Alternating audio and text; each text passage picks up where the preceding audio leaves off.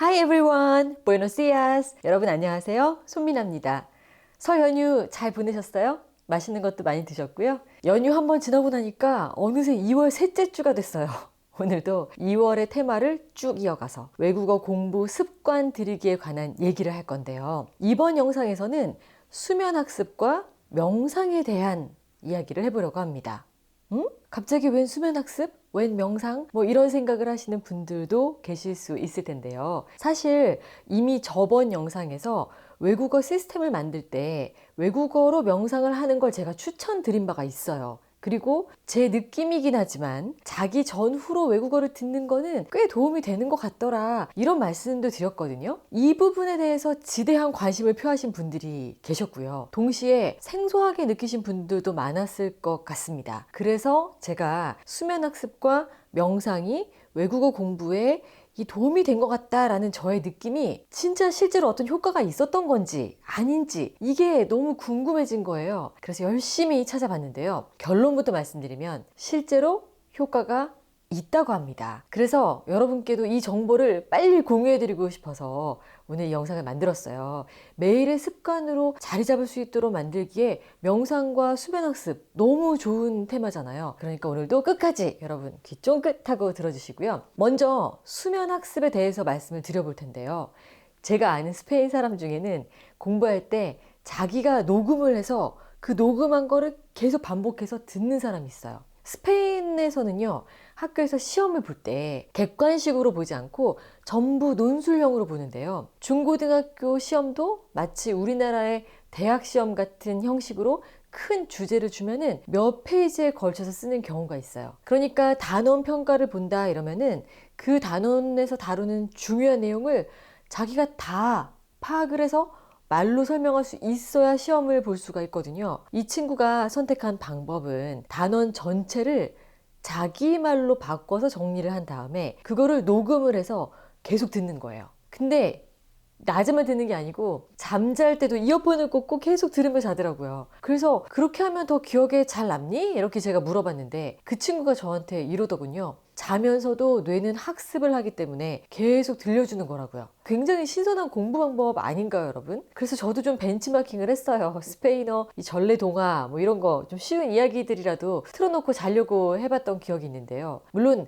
숙면에 방해가 된다면, 잘 때 굉장히 소리에 예민하신 분이라면 이게 역효과가 날 수도 있겠지만 방해되지 않는 선에서 이런 방법을 사용하는 것도 나쁘지 않다고 저는 생각을 합니다. 여러분은 어떠세요? 자, 무슨 근거가 있냐고요? 제가 조금 더 학술적 근거를 한번 제시를 해보겠습니다. 수면학습이라는 거는 크게 두 가지로 나뉘는데요. 첫 번째는 우리가 낮 동안에 공부한 내용을 자면서 뇌가 복습하고 또 정리를 하고 필요한 거는 장기 기억 저장소에 저장을 한다 이거예요. 그에 대한 근거로는 또 두 가지를 들 수가 있는데요. 1994년 미국 애리조나 대학의 한 연구팀인 브루스 맥노턴 연구팀이 살아있는 쥐를 가지고 실험을 했어요. 그래서 수면 상태에서 뇌의 해마 신경세포들이 우리가 낮에 학습한 내용을 보호한다는 걸 발견한 거예요. 그런가 하면은 2018년도 영국의 올레 파울센 연구팀은 수면하는 동안에 우리의 뇌가 불필요한 정보는 잊어버리고 이미 학습한 내용은 그 기억을 유지시킨다는 사실을 발견했습니다. 그래서 잠들기 전에 그날 공부한 내용을 한 번쯤 쭉 떠올리면은 자는 동안 뇌가 그 내용을 정리하면서 기억을 강화시키기 때문에 더 오래 기억할 수 있어서 굉장히 좋다는 거예요. 예를 들면은 이런 거죠. 우리 평일 아침에 매일 1+1 데일리 영어 스페인어 함께 하시는데 이때 배우신 스페인어 한 문장, 영어 한 문장 이런 거를요.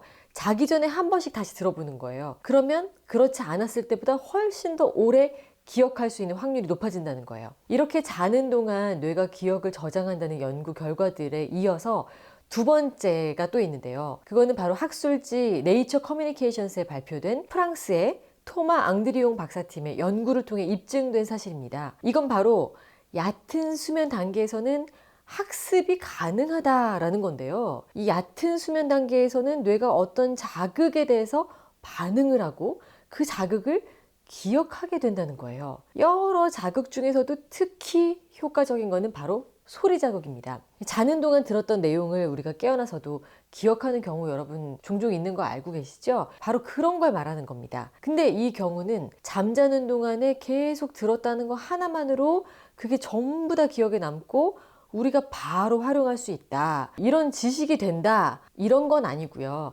자극이 주어졌기 때문에 비교적 더 쉽게 기억하고 잊어버렸더라도 다시 들으면 기억이 더 빨리 나거나 잘 외워진다. 이런 걸 말합니다. 그러니까 비교적 쉽게 재생이 되는 건데요. 한 가지 더 부연 설명을 하자면 왜 우리 수면의 단계가 있잖아요. 아마 어디선가 한 번쯤은 들어보셨을 텐데 우리가 자는 동안 계속 깊은 잠에 빠져 있는 게 아니라 깊은 수면과 얕은 수면이 번갈아서 반복되고 있고요.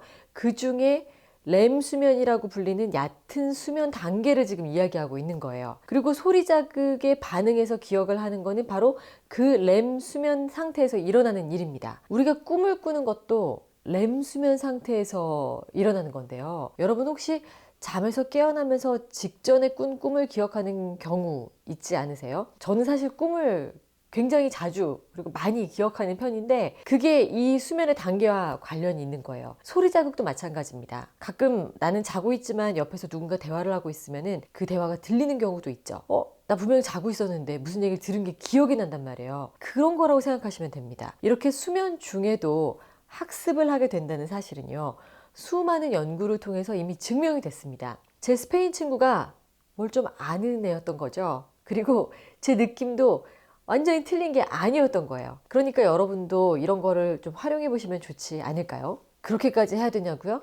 잠은 좀 편하게 자면 안 되냐고요?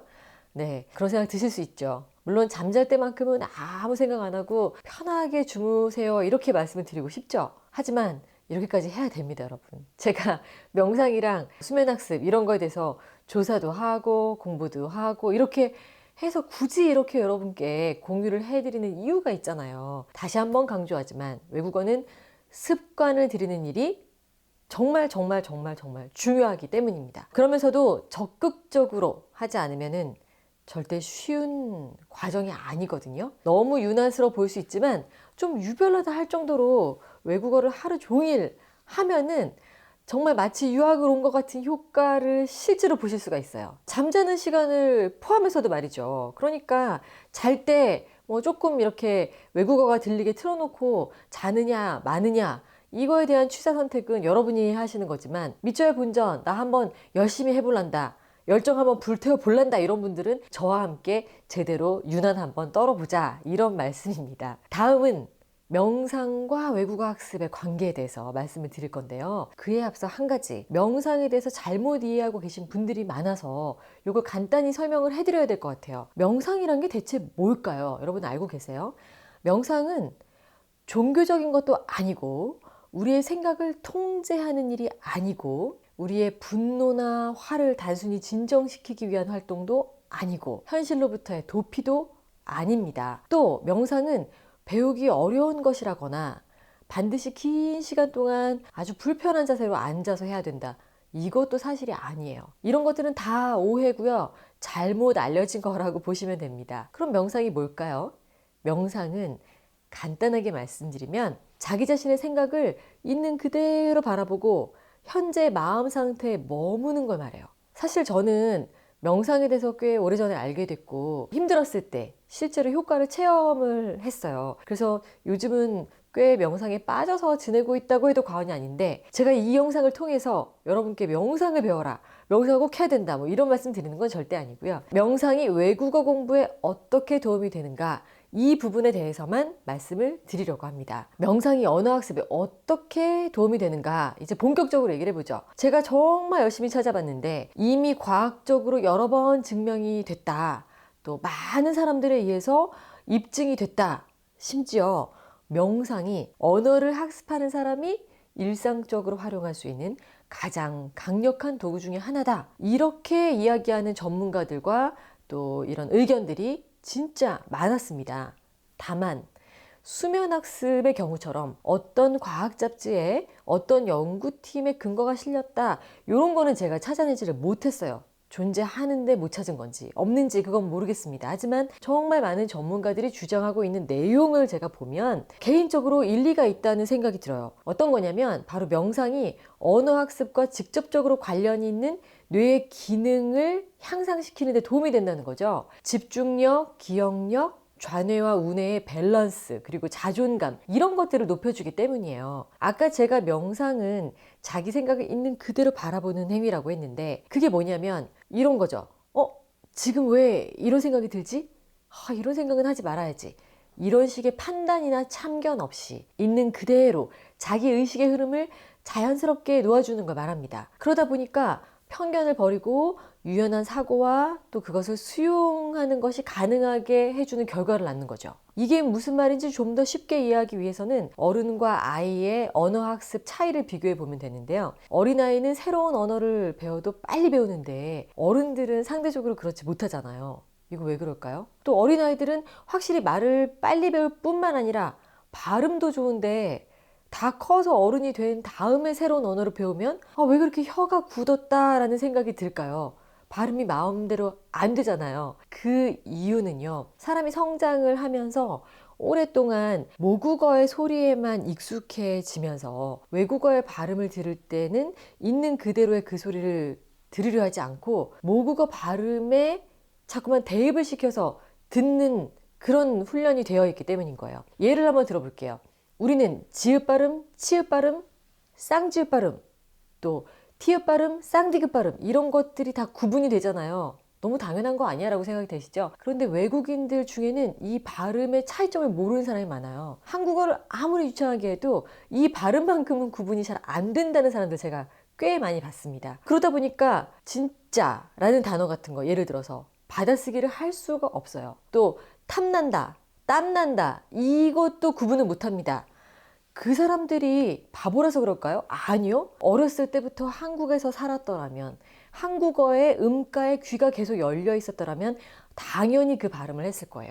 이거는 정말 선천적인 차이가 아니라는 뜻입니다. 다만 외국인들은 지읒 소리를 들을 때 우리가 생각하는 음가를 그대로 받아들이지 못하고 자기 언어에 존재하는 다른 발음으로 대체를 시키려고 자기도 모르게 하는 거예요. 한국인이 영어의 L 발음과 R 발음을 구분 못하는 것도 같은 원리죠. 우리에게는 R이나 L이나 다 리을 하나로 인식이 되니까요. 어른이 된 우리에게는 한국어 발음이 모든 발음의 기준이 돼버려서 우리 발음에 없는 발음은 받아들이지를 못하고요. 우리 발음에 대입하지 않고는 다른 발음을 받아들이기가 어려워진 겁니다. 이렇기 때문에 명상을 자주 해주면 새로운 것을 훨씬 더 열린 마음으로 더 융통성 있게 받아들이는 힘이 생겨서 새로운 발음을 우리에게 익숙한 발음으로 해석하고 인식하는 그 중간 과정을 없애는 데 도움이 된다는 거예요. 명상이 마음을 열고 현재의 생각과 현상을 있는 그대로 받아들이는 거에 대한 훈련이다 보니까 우리 머릿속에 이미 존재하는 한국어라는 소프트웨어의 영향을 받지 않고 새로운 소리를 그대로 인식하게 된다는 겁니다. 결론적으로 명상은 우리의 정신 건강과 스트레스 완화뿐만 아니라 우리가 추구하고 있는 우리 구독자 여러분, 천사님들이 추구하고 있는 언어 학습에도 확실히 도움이 된다는 거예요. 외국에는요, 실제로 명상으로 언어를 배우는 프로그램도 적지 않게 존재하는데요. 저도 사실 예전부터 명상을 하는 게 습관이긴 하지만 이렇게까지 명상이 외국어 학습에 직접적으로 그리고 효과적으로 영향을 미치는지는 몰랐어요. 단지 그냥 영어로 명상을 자꾸 하다 보니까 왠지 도움이 된다라는 저의 느낌?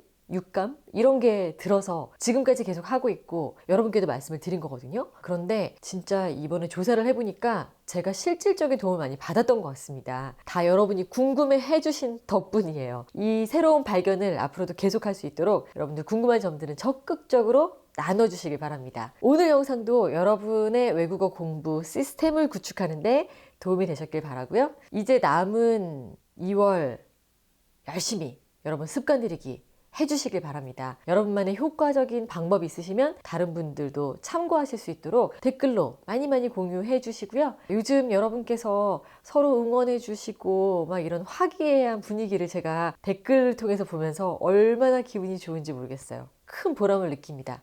진심으로 감사드려요. 자, 그럼 여러분 저는 여기서 인사드리고요. 다음 이 시간을 기약할게요. 구독, 알림 설정, 좋아요 꾹꾹 눌러주시는 거 잊지 마시고요. 다음 시간에 또 만나요. 감사합니다. 안녕.